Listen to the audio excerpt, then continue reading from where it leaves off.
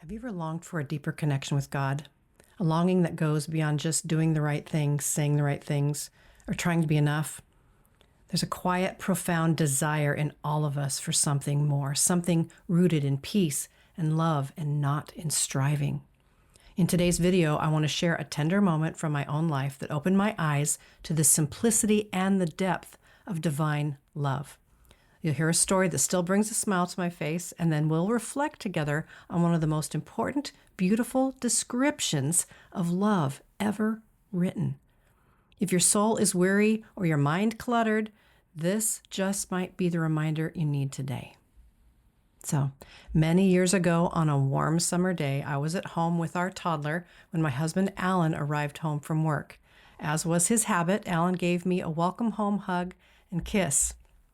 And our oldest son, who was just 3 years old at the time, came running up yelling, "Wait, I want to be in your love." He then proceeded to squeeze between us, and as we embraced, he created a hug sandwich with him as the filling. I will never forget that moment with our toddler or what he said. "I want to be in your love." Isn't that just the sweetest thing? So profound. Well, over the years, I have grown tired of my own inner dialogue, whether I am doing the right things or being the right way or saying the right stuff, right? Accomplishing what I'm supposed to accomplish. And not simply in regard to my outer work life, but also my inner spiritual life. I have worn myself out with shoulds and ought tos. This is highlighted by the reality of decision fatigue. There are just so many options in our lives. For example, I was recently shopping for toothpaste, and I found myself perturbed that I had to decide between whitening formula, cavity protection, sensitive teeth, deep action, or repair and protect. It was just too many options. All I want to do is brush my teeth, right? But what my heart truly seeks is peace. What it truly seeks is love. My simple, sighing prayer is this: I just want to be in your love. Might that be your prayer too? How does your heart long for God's love?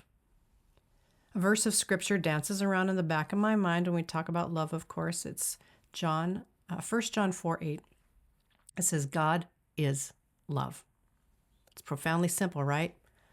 God would choose any word. He could choose literally any word he wants to describe himself. And the word that God chose is love. So love is paradoxically simple and complicated. I do not fully understand all the intricacies and dynamics of love, but I do know that in 1 Corinthians 13, Paul does a great job of giving us a peek into the heart of love. Phrase by phrase, he paints a picture of what love is and what it isn't. So I thought maybe we could just go through these phrases. So we're going to take a look at 1 Corinthians 13, 4-7, and this is the Message version. Listen to this beautiful list about love. Love never gives up. Love cares more for others than for self. Love doesn't want what it doesn't have. Love doesn't strut. It doesn't have a swelled head. It doesn't force itself on others. It isn't always me first. It doesn't fly off the handle. It doesn't keep score of the sins of others. It doesn't revel when others grovel. It takes pleasure in the flowering of truth.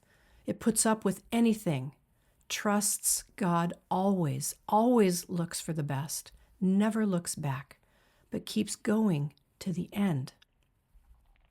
That again was from the Message version of 1 Corinthians 13. And I just love the way Peterson really describes so well. But again, here's the simple truth. God is love. So here's a question. How will this inform your day? What difference does this make? I want to give you a few ideas. If you want to carry this message forward into your week, try on one or more of these ideas. So first, create some space for stillness. Sit quietly with the phrase, I want to be in your love, just like my young son. I want to be in your love. Let it become a prayer. Breathe it in. Let it soften your heart a little bit. Ponder and hold. Number 2, Engage 1 Corinthians 13 slowly. Read the passage aloud using the Message version, just like I did if you like, or whatever version you like. But pause after each phrase and let the words speak to your actual life. And then third, turn reflection into a response. You can just take one phrase from the list in 1 Corinthians, just one, and write a short prayer around it. Keep it with you as a reminder throughout your day. I really hope you'll engage one of those 3 ideas. I think they're relatively simple, and you could just pick one and work on that today or in the next few days. Just want to remind you, the God who is love invites us to live inside this love. We don't have to earn it. We don't have to perfect anything. We're just going to receive. You are already being held. What if this week you stopped striving and you just started abiding? That might just be the beginning of everything. So, as always, blessings to you as you make your way. If you enjoyed this video, please give it a like and subscribe for more content like this, and click the notification bell so you'll know when we drop any new content. I love connecting with intentional people just like you.